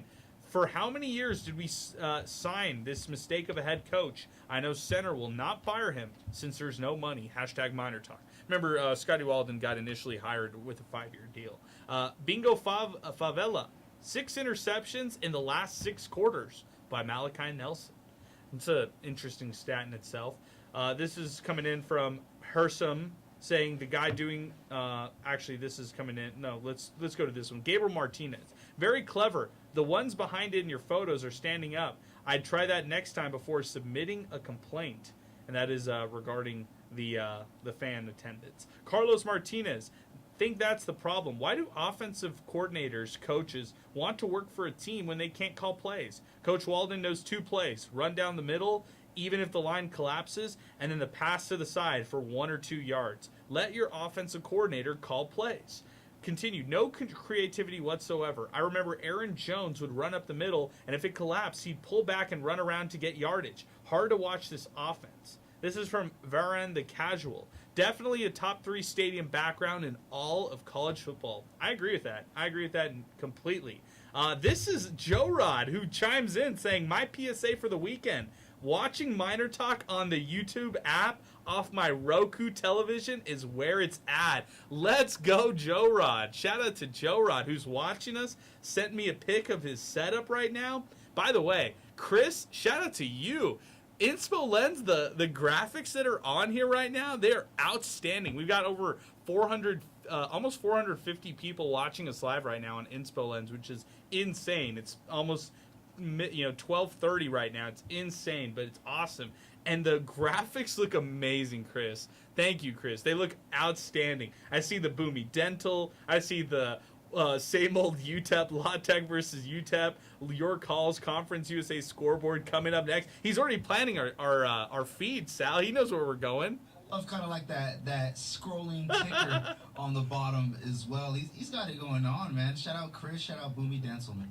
Chris was waiting with us last night on Football Friday night, the entire night, working on these graphics. And they delivered, man. Look at how many listeners and how many people are with us right now. Andrew, who I think is waiting with us right now, and we're going to get to him in just a bit. Totally agree with you, Adrian, and all good takes. All it takes is one good game for a coach to see something he likes and can work with. I think Malachi, despite the bad play recently, has put on enough good tape for someone to give him a shot. Hashtag Miner Talk. Clearwater, that's great advice. It's not that complicated. Give us hope, you fraud of a coach. Man, some harsh comments coming in against head coach Scotty Walden. We'll get to more comments here in just a bit. Let's go to Andrew, who's joining us next, 915-505-6009. After this, we've got a hypothetical that Sal brought up that we're going to bring up on the show. Then we're going to get to the Conference USA scoreboard, just like Chris chimed in and has us lined up ready to go here on Inspo Lens.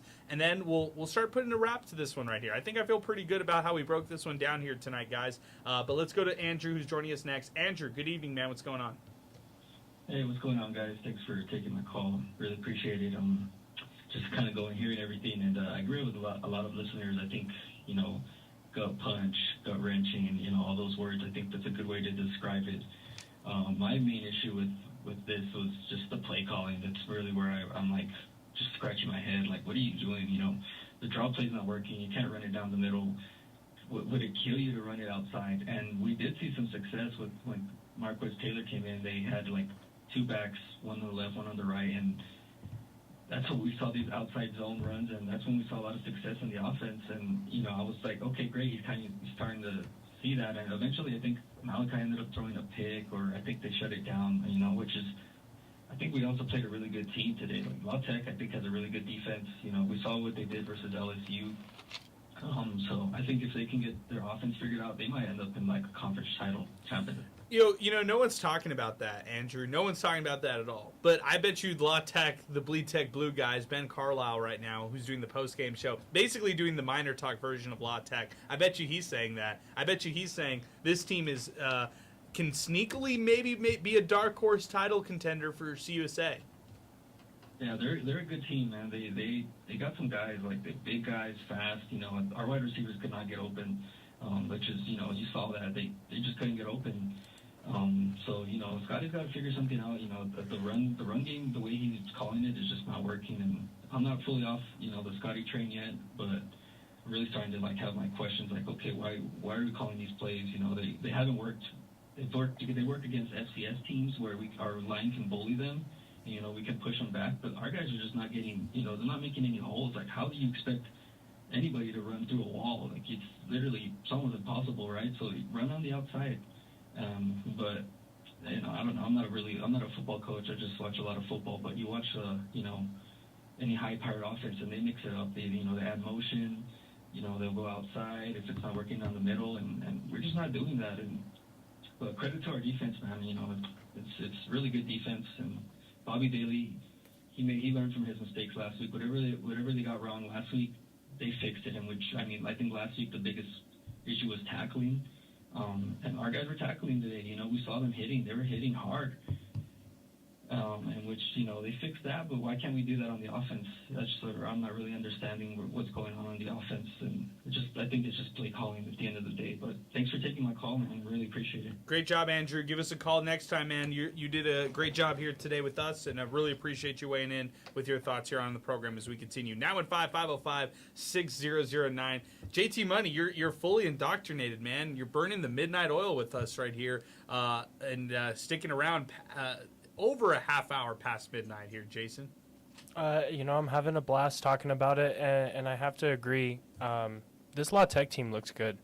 I at first was a little uneasy about it, and I kind of thought that their passing game could definitely improve a little bit.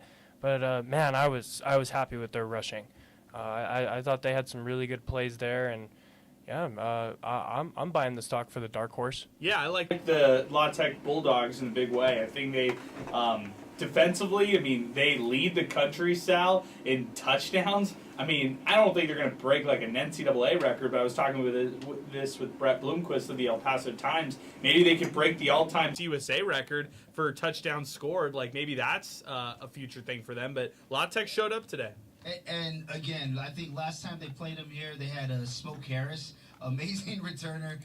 I don't know how they do it, man. Cumbie and company just happen to get guys in and out, rotating. It's kind of like plug and play when they get their recruits. So just an amazing job. They're fundamentally sound on all three levels, and they complement each other well. Let's say defense gets a solid stop, forces a punt, and next thing you know, offense gets the ball, or, either way, if they punt it away, the defense is going to be able to stop them. If they get it off of a punt, it's good field position and they score. You name it, they're able to complement each other. And the quarterback they have, man, Baker was just going everywhere. He could dot it, he can RPO it, whatever the case is. They're able to string a good 3, 4, 5 plays together, whether they're going from one side of the ball to the other. In that, it's incredible to see. Maybe so, man. I don't know. It's a little too early to call, but they have been the most impressive out of everybody in Conference USA. All right, let's do it, Sal. It's time to rip open the Band-Aid. Let's do it.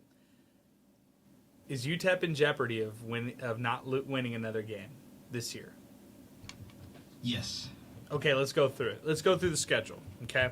Because you say yes. Miners are 1-4 on the season right now as it stands. And up next is the bye week. They've got then it's the Conference USA midweek action. So let's run down the entire schedule and try to find some wins for the Miners down the schedule, okay? We'll just go quick. We'll go rapid fire, okay? Versus Liberty. What do you got? Win or loss? Loss. I've got a loss as well, okay? At Sam Houston. Loss. I got to win. That Sam Houston team is atrocious. But the opposite side to that is UTEP's a bad road team, period. So you might not be wrong there. So, okay, I've got to win there. I see them going at that point into the season, 2-5? Okay, so I've got UTEP 2-5 after Wednesday, October 15th. Oh, help us, please. Wednesday games. Okay, then at Kennesaw State. What do you think, Sal? Oh, no, man. Kennesaw's, I think that could be a dark horse if they can stay healthy. Oh, so you think this is going to be a big-time win for Kennesaw State? I wouldn't say it's going to be a big-time win. I mean, I think they'll win probably by at least 2 possessions. You can kind of give or take what happens to get to that point, but I do think they're playing much more fundamentally sound. They had 2 P4 schools that they've played, and they went wire to wire in the opening week as well against them. So, no, give me a Kennesaw in that one. Okay, that one I'm going to pick Kennesaw. Okay, so at that point I've got UTEP 2-6. You have them 1-7 at that point, Sal. Let's go to Jacksonville State, another home game, Sun Bowl matchup. Jacksonville State didn't look good today, Sal. What do you think about this one? They didn't look good today, but they'll look good on that day, though. I think Jax gets it. Okay, you got the Gamecocks in that matchup. I'll take UTEP. I'll take UTEP in that one. So I've got UTEP 3-6 or whatever, 3-7 at that point.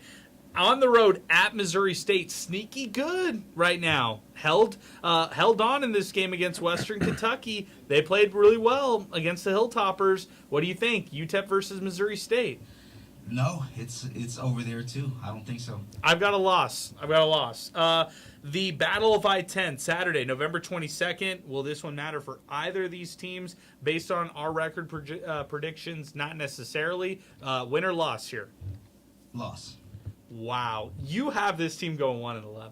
I'm completely opposite of the way that I felt going into the season, just because we've seen the pressure building in games that they have a chance to win. Forget the fact that they have a chance to win. It's one thing when you're really bad to get to a point where you have a chance, but when you consistently have a chance and that pressure's too much, those lights are too bright, you can't score when you need a score, I just don't see how they could get it done anywhere else throughout the rest of the regular season.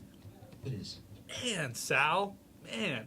I mean, are we? Let me ask you this: are we falling victim to what we did last year, which was kind of the same lane of like, hey, this team doesn't look good at all. This is the rock bottom. I think it's going to get lower than this, and they might not get another win. We thought that last year, and look at what they ended up doing. They peeled off 2 wins or 3 wins when it was all said and done, and finished this year 3-9. I've got them beating the Aggies. I got them losing at Delaware and finishing the season 4-8. So there are 3 wins that I've got at Sam Houston. They'll win against Jacksonville State, and then they'll beat New Mexico State. So that's what I'm going to think right there. They win their last 2 home matchups right there, and they finish 4-8. But you've got them 1-11 based on how they played tonight.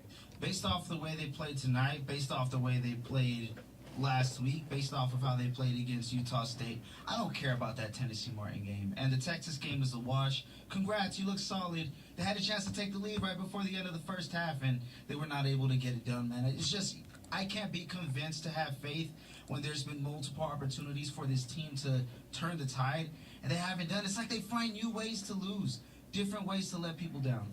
I mean, it's valid points, Sal. You're speaking facts, and you're speaking valid points. JT Money, any thoughts on Sal? Yeah, actually, I kind of have a question for Sal. So, since you think that UTEP is going to lose against Sam Houston, and in my eyes, I'm seeing this as crap against crap. Man, rough. Sorry, that is rough, but it is what it is. What my question is, what are they going to do when Sam Houston based off their last couple games, they can score points. UTEP is having a hard time scoring points.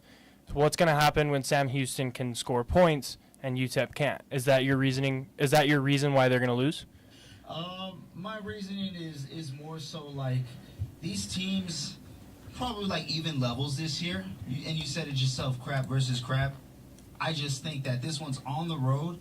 It's not going to be easy for them in the first place. Hell, they had to get a late field goal to win their first game against them the year before last. You know, Buzz beats Bearcats, all that mania, right? But I just have no faith in this offense to get it done. They're not going to be able to score the points. It could be a low-scoring game. I'm not going to say it's a blowout or anything like that. Yeah. They could have a chance to win, but I just don't see how they could do it. Yeah, I hear you, Sal. I hear what you're saying. And I don't think you're far off from this at all. Let's keep it moving with some more comments, and then we'll start winding things down. Our telephone number, if you want to duck in a late call, this is your only chance, 915-505-6009. Hydro Flask 24. The pick doesn't really matter. It's the urgency situation in defense, just not waiting for it. Not relevant to the discussion. This is coming in from Aggie fan. UTEP's attendance must have counted the band as well. Pick my X915. Great night for the La Tech defensive backs. This is from Z Brooks DPT. Retro uniforms A+++. Defense A++. Offense F-. Horrible. Not sure how you generate any type of momentum. Horrible offensive performance. Flash action 60. 1-4. The season is over with. The quarterback play is absolutely terrible. The Miners are lucky they're in El Paso because the media platforms in Dallas and Houston would cook them. Oh, man. Come on, guys. Come on. How do you cook somebody like this when, you know, this is a historically bad football program and the coach is just going to point back to the previous records year over year over year. Andrew Hunter. Let me tell you what is consistently good and always there to the end. The incredible group of students in Section 16. The marching Miners deserve all the love and support they offer day in, day out. Good job, Hunter. Appreciate that. Herman Flores, at least the uniforms look cool. They look great, man. They looked awesome. The one, Flash Action 60. I would be surprised if the head coach took an offensive coordinator job somewhere else. Just dreadful. 5 interceptions, put all the quarterbacks in the portal, and start fresh next year. This is coming in from, let's see, some other comments coming in. We got a lot that we need to catch up on. This is from CG UTEP. I am too. Our running backs just run straight into the crowd instead of looking to the hole. Still a lot of drop passes, and someone needs to learn the playbook. Too many times Malachi Nelson is throwing one way and the receiver is going another. I think he's really speaking to that pick 6 right there where him and Trevon Tate were on opposite ends of communication right there in that. This is coming in from Jerry Massey. Is there an M painted on the hillside near the marking marking Mexico? No, it marks Miners, man. I love it when we got out-of-towners chiming in on the show. That's pretty funny stuff. Hersum chimes in late. I have no doubt Malachi is going to transfer sooner than later. At 1-4, maybe it's time to play the guy of the future. Who would you play for the remainder of the season? Hashtag MinerTalk. Sal, you want to answer that? I don't know. I don't think I'm ready to call for quickly them to move on from Malachi yet. I think I'm a little bit more even keel on this situation, just saying that the offense is pretty bad in general. I think strictly for numerical purposes, if they're going to roll with QB1, which is Nelson, you roll with QB1 until there's no chance at postseason play, so to speak. So once you get 7 losses, all right, that's when you start the experiment, because now there's really nothing left to lose. I get it. The chances are extremely slim right now, but you got to respect the numbers in that regard. So let's say once they get to 7 losses on the season, then you can start to experiment. Throw in Cade, you know what I mean? Throw in everybody, basically. Just let everybody get some run before the season's over, and who knows if that's their last game as a Miner or not. But the one guy I'm really excited to see, and I'm hoping we get to see, Chad Warner. Oh man, that's a name right there, Sal. Alberto. I don't know if this is our boy Alberto Reta, but it might be. He chimes in on the YouTube saying, why would you take people to the game? I could have told you UTEP was going to get killed by 10+. I threw my little pennies on it. Coach isn't helping his defense at all by letting Malachi trot out there after he continues to show absolutely nothing. Cowboy season chimes in on YouTube. They don't have any good receivers or running backs. O-line is not that good either. Bad play calling and a quarterback that has more picks than touchdowns. This is what you get. The school would make the worst mistake of their lives along with the rest of his past 3 schools. This is from Ray Ray. Nelson is gone. Receivers not running correct routes, dropping balls bouncing off receivers. He'll transfer to a better team next year. Far West Texas to Jim Center, or Tio Jim Center told us that we'd be competing for championships. I'm still waiting. That's coming in here on the program as well. Coming in from our app, this is Ray Ray as well. Absolutely ridiculous, laughing stock of the nation. Scotty Walden should pull a Sean Kugler and leave in the middle of the season. Also says, yeah, and that was it. That was it from Ray Ray. Good stuff there, man.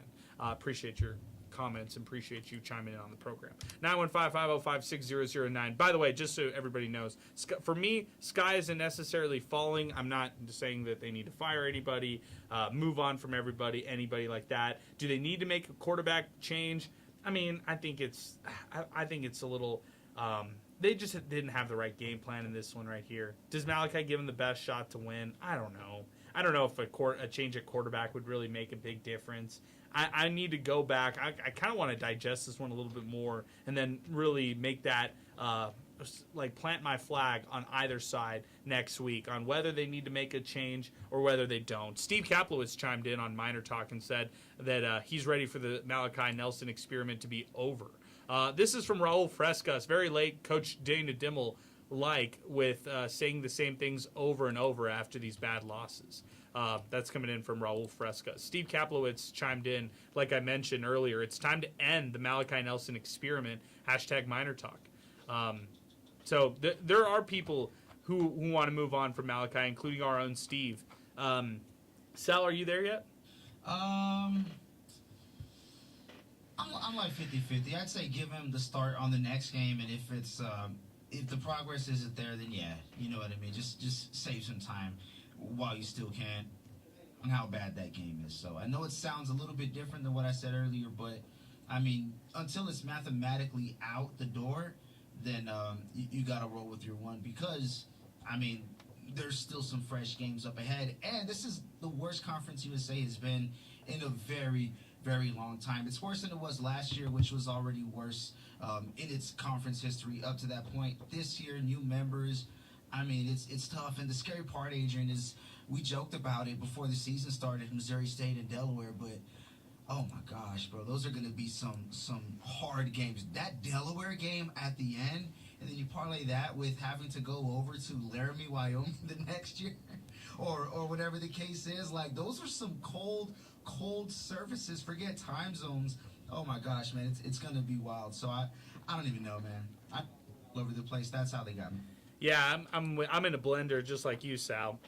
Quickly going over to the Conference USA, the Conference of Champions scoreboard right now, and then this is it. We're going to wind it up here on the program. New Mexico defeated New Mexico State today 38-20. That game was close at one point, and New Mexico proven they're the bigger school in New Mexico in the big way. Aggies fall. They're 0-2 on the road. They're 2-2 overall. Kennesaw State defeats Middle Tennessee 24-16. Too bad UTEP doesn't play the Blue Raiders. They might be the worst team in Conference USA aside from Sam Houston.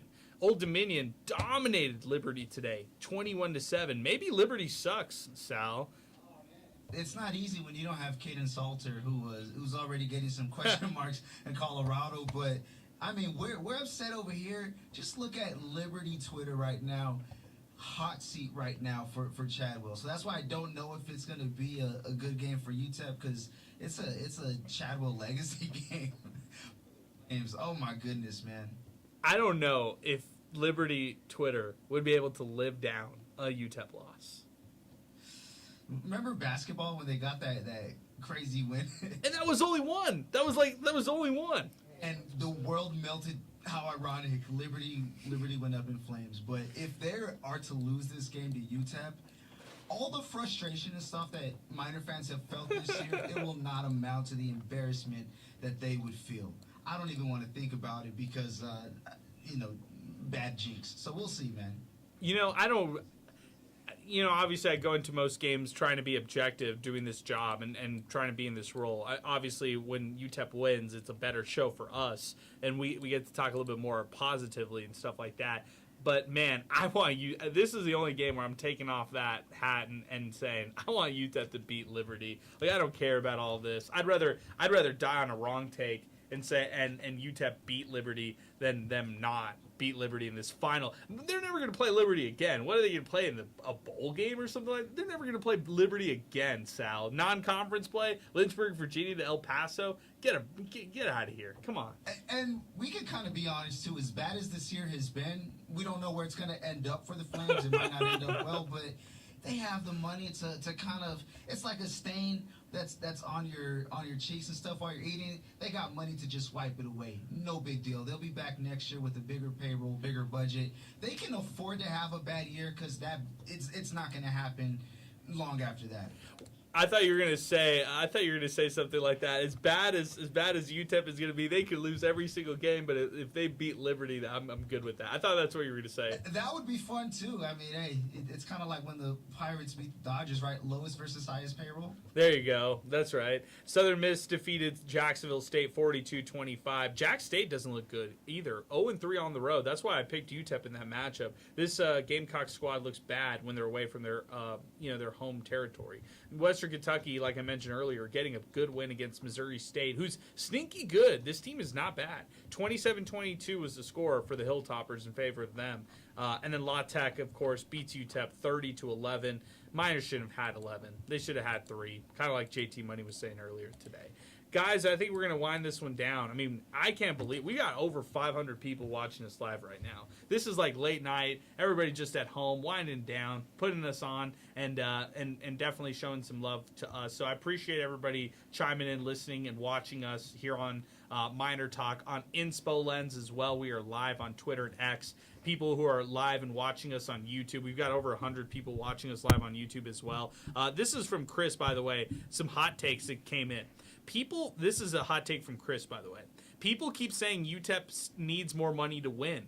But look at Arkansas and the SEC. Their athletic department pulled in over $170 million last year, with football alone making $72 million. And they've still gone 53-70 over the last decade. They made just 5 bowls in 10 years and got smoked by Notre Dame 56-13 today. Even with an estimated $88 million in NIL resources, they're mediocre. Meanwhile, programs with way less money are finding ways to compete. Money helps, but money doesn't guarantee wins. Coaching, culture, and development matter just as much. If UTEP wants to rise, it's not just about cash. It's about building smarter. I think Jimbo Fisher also showed this too. Putting up that big payroll with Texas A&M, they never amounted to anything. They didn't, but I think also what needs to be accounted for in that whole argument is like, hey, guess what? You're also going up against LSU every year, who has just as big, if not a bigger payroll and a championship history. Oh, you're also going up against now the Texas Longhorns, who you really haven't had a chance with all along. And we could talk about winning all we want, but when those recruits are signing the papers, Arkansas loses recruits to LSU and Texas at the same time. It's kind of like that Bermuda Triangle of recruiting where they're just kind of on that down part. I mean, hey, you have a chance to go to LSU, Texas, or Arkansas. Arkansas is usually the first hat out, no matter what. But I'm just saying there's a very, very, very famous person who not only played and graduated from there, but is from that area as well. He's over with the Dallas Cowboys. I mean, hey, man, I don't know if it's against the rules or not, but, I mean, throw a couple of extra dollars over there, too. That would kind of change some things. But maybe he gets there and makes it worse. I don't even know. Yeah, that's a good point, though, Sal. I like that. 915-505-6009 is our telephone. Actually, I don't think we're going to take this call. I think we're done. JT Money, I'll let you get some final words in. Your final comments here. La Tech defeats UTEP 30-11. Give us some final send-off words. First of all, this was a really fun day. Adrian, thanks for letting me be a part of it all. This was probably the most fun of it all. And I'm just looking forward to maybe seeing and bragging and taking home a win from Liberty. And you know, big kudos to the defense. I think that's something that I wanted to bring up, and I just never got to it. I was thoroughly impressed with the amount of sacks that we had tonight. You know, if you're looking at that stat, the O-line couldn't hold us. So I'll take that home with me, and that'll help me sleep better. 5 sacks for UTEP's defense tonight. On the other side, no sacks by La Tech's defense. So there you go. UTEP tonight forces 4 turnovers when it was all said and done, 3 forced fumbles, including 2 forced fumbles by Udoka Izani, who, by the way, was just outstanding tonight. Could be Conference USA Defensive Player of the Week next week, that kind of caliber. But do you give it to a team who played this poorly, or a recipient from a team who played this poorly? I guess that's a league office question, not a us question right now. Neil Campbell also on that defense, 10 total tackles, 1.5 tackle for losses. Other guys who shine, Xavier Smith, 2 pass breakups, 8 total tackles, had a stellar performance in this one as well. I liked Elijah Baldwin. He had a pretty solid outing in this one too. UTEP Zay will like the mention of Elijah Baldwin, who balled out in this one. He had a half sack. He had a tackle in this one, but was just he was monstrous getting off the tackle. We also had Echo Taylor, who had a sack as well, who was really nice. Really enjoyed watching his performance in this matchup in a big way. Yeah, Sal, I'll let you get some final words in. Where does UTEP go from here?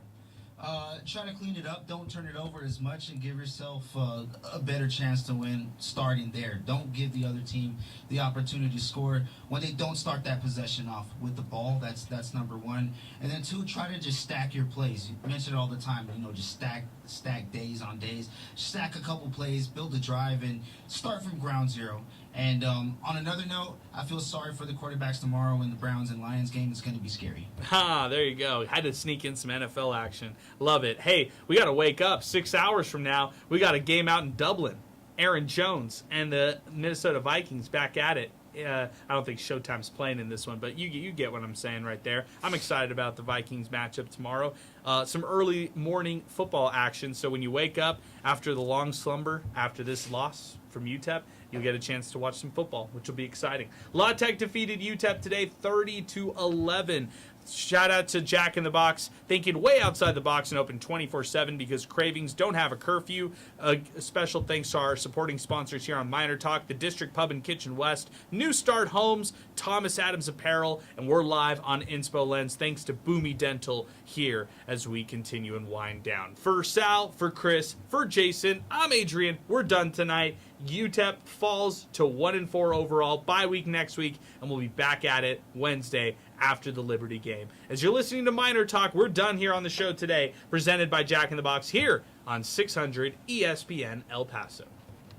Streaming worldwide from the 600 ESPN El Paso mobile app. 600 You think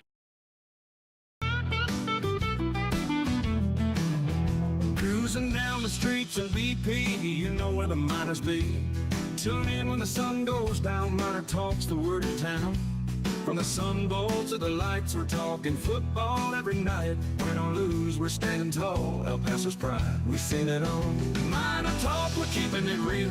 Every play, every drill. From the field to the mic, we're all in, ready to strike.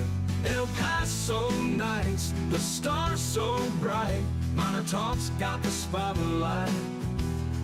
Orange and blue, we never stall. Talking miners standing tall.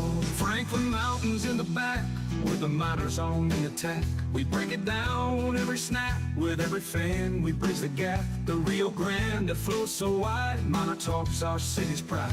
From the lows to the heights, we're here for those game nights. MinerTalk, we're keeping it real. Every play, every drill. From the field to the mic, we're all in, ready to strike. El Paso nights, the stars so bright. MinerTalk's got the spotlight. Orange and blue, we never stall. Talking miners standing tall.